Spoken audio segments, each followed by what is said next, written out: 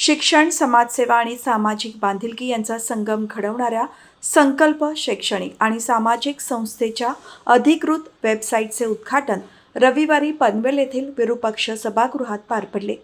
महाराष्ट्राच्या राज्यमंत्री मेघना साकोरे बोर्डीकर यांच्या हस्ते आणि आमदार प्रशांत ठाकूर यांच्या प्रमुख उपस्थितीत या वेबसाईटचे लोकार्पण करण्यात आले.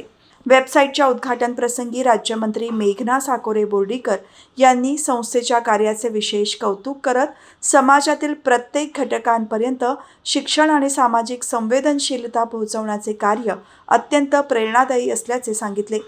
तर आमदार प्रशांत ठाकूर यांनीही संकल्प संस्थेने उभारलेली सामाजिक चळवळ कौतुकास्पद असल्याचे सांगत शिक्षणासोबत समाजातील वंचित घटकांपर्यंत मदतीचा हात पोहोचवणारे उपक्रम अधिक व्यापक स्वरूपात राबवावेत अशा शुभेच्छा दिल्या.